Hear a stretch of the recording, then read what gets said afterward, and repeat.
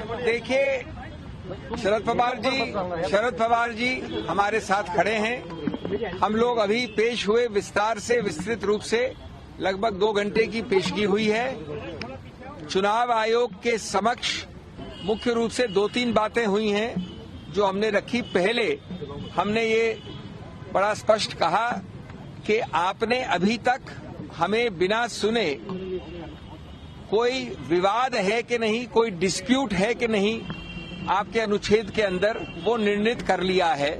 वो गलत होगा। पहले हमको सुने प्राथमिक रूप से और फिर निर्णित करें कि कोई डिस्प्यूट, विवाद है कि नहीं।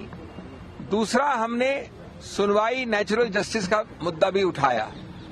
हम रिस्पोंडेंट्स हैं, हम जवाबदेही करते हैं, इसलिए हमने ये पहले रूप से प्राथमिक विरोध किया है। चुनाव आयोग ने कहा कि वो हमारा ये प्राथमिक विरोध इस वक्त प्राथमिक रूप से नहीं मान सकते।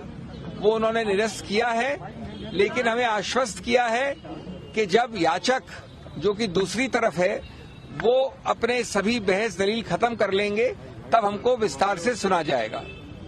हमारा पक्ष में रख दूं बहुत संक्षेप में, बाकी तो अंतिम निर्णय अंततोगत्वा चुनाव आयोग का होगा। हमारा पक्ष मुख्य रूप से इन बिंदुओं पे है कि कोई भी व्यक्ति गलत दस्तावेज, फोर्ज दस्तावेज, झूठे बेमानी दस्तावेज दायर करके ये नहीं कह सकता कि कोई विवाद है, डिस्प्यूट है।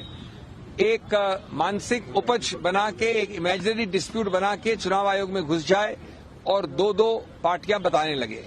हमने उस इमेजिनरी डिस्प्यूट के विषय में कई दस्तावेज रखे हैं। अभी हमारा समय आने वाला है बहस करने का, अभी हमने बहस नहीं की है। उसमें हम बताएंगे चुनाव आयोग को जो कि दस्तावेज हमने रखे हैं, अभी प्राथमिक रूप से रखे हैं, बाद में हम और विस्तार से रखेंगे कि कई ऐसे दस्तावेज हैं जहां की व्यक्ति की मृत्यु हो गई है, वो एग्जिस्ट नहीं करता है, उसको क्लेम किया है कि पार्टी का हिस्सा है। कई ऐसे दस्तावेज हैं जो पूरी तरह से हस्ताक्षर हुआ है एक्स जगह पे और वो व्यक्ति रहता है हजारों मील दूर वाई जगह पे। कई ऐसे दस्तावेज हैं जहां उसने लिखित रूप से कहा है कि न मैं जानता हूं, न मैंने हस्ताक्षर किया, न मेरे से किसी ने बात की, न मैंने ये हलफनामा दिया है, कुछ भी नहीं किया मैंने। कई ऐसे दस्तावेज हैं जो बड़े स्पष्ट रूप से किसी और पार्टी का व्यक्ति है, उसको दिखा दिया अपने फैक्शन में, इत्यादि इत्यादि। ये सब वही दिखाते हैं कि ये एक इमेजिनरी डिस्प्यूट बनाई गई है, एक इमेजिनरी रूप से एक पार्टी को तोड़ने की। आज दूसरा, एक तो बात यह हुई, दूसरी बात बहुत महत्वपूर्ण है। संघीय ढांचा जो है संघ का, ऑर्गेनाइजेशन का, उससे जो याचक है वो दूर भाग रहे हैं। उन्होंने 10 बार ये दलील की कि जो ऑर्गेनाइजेशनल स्ट्रक्चर है, संघ का ढांचा है, उसको हम नहीं देखना चाहते हैं। दूसरा, जो विधायिका का ढांचा है एमपी एमएलएज का, वो उच्चतम न्यायालय ने नकार दिया है सुभाष देसाई के निर्णय में। तो एक बड़ा रोचक नया टेस्ट उपज किया है दूसरे पक्ष ने, जिसका हम खंडन करेंगे, जिसको हम बताएंगे गलत क्यों है। उन्होंने एक नॉन एग्जिस्टेंट टेस्ट, एक बिल्कुल गैर कानूनी टेस्ट बनाया है कि आप सिर्फ एमपी एमएलए को काउंट कर लीजिए। यद्यपि उच्चतम न्यायालय ने कहा है कि जहां डिस्क्वालिफिकेशन की याचिकाएं लंबित हैं, वहां आप एमपी एमएलए काउंट नहीं कर सकते। उन्होंने कहा कि आप उनको काउंट करिए, और उससे भी ज्यादा एक अजीबोगरीब टेस्ट बताया है कि उन एमपी एमएलए को कितने वोट मिले उनको गिनिए।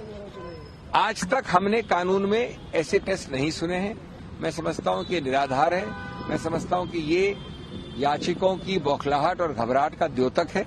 हम इस सबको डील करेंगे। मैं ज्यादा विस्तार में नहीं कहना चाहता, लेकिन आज अगर एनसीपी कोई है, एनसीपी जो बनी, एनसीपी की योजना की, एनसीपी की रचना की, एनसीपी को बढ़ाया, एनसीपी का चेहरा वो मेरे साथ खड़ा है।